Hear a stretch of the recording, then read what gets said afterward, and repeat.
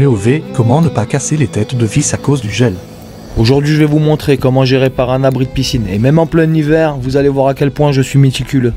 J'ai été appelé parce que suite à un vent violent, le grand élément a été arraché. Seulement les clients ils l'ont remis en place entre temps. Et les dégâts qu'il y a eu, c'est le panneau en polycarbonate là-bas, au fond du jardin. Le panneau qui a été arraché.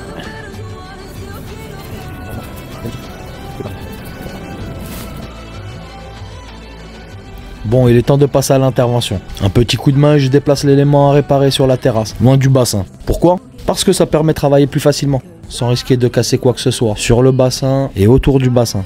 Quand les conditions sont possibles, il faut se rendre facile le travail. Ça permet aussi d'éviter des accidents. Comme vous l'avez vu précédemment, il faut attaquer les vis. Le gel a fait son effet et si je ne dégivre pas, il y a un risque que les têtes de vis cassent sous la pression. Pas question de laisser ça au hasard. Une fois le dégivrage effectué, je commence à démonter l'abri. Maintenant, je passe à une étape cruciale, les profils en aluminium. Souvent remplis de saleté et de résidus, ils doivent être nettoyés soigneusement pour garantir l'étanchéité et la solidité de la nouvelle plaque. Ça peut paraître anodin, mais un profil propre, c'est la base d'une installation réussie. Un scotch double face est installé. Allez, je vous explique. Vous voyez le scotch double face en dessous là? On laisse suspendre la languette. Après.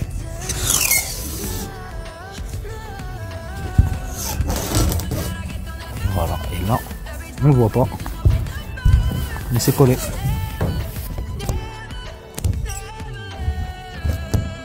Évidemment, mise en place des nouveaux bouchons. Je remplace les bouchons un par un pour une finition impeccable. Chaque détail compte et ces petites étapes font toute la différence pour que l'abri soit non seulement fonctionnel, mais aussi esthétique. Il ne reste plus qu'à assurer l'étanchéité. Je pose les joints d'étanchéité tout autour des plaques pour éviter toute infiltration d'eau. On prend soin de chaque étape et c'est ce qui fait la différence.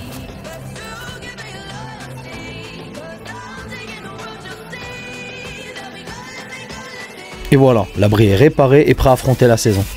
Comme vous pouvez le voir, chaque étape a été réalisée avec soin. Nettoyage des profils, pose de la nouvelle plaque, joints et bouchons remplacés. Un travail minutieux qui assure la longévité de l'installation. Si vous avez besoin de ce type de réparation, n'attendez pas qu'un petit souci devienne un gros problème. C'est la différence entre une réparation rapide et une réparation de qualité. Bon passage, reprise des ancrages et des joints. Surtout l'abri des joints.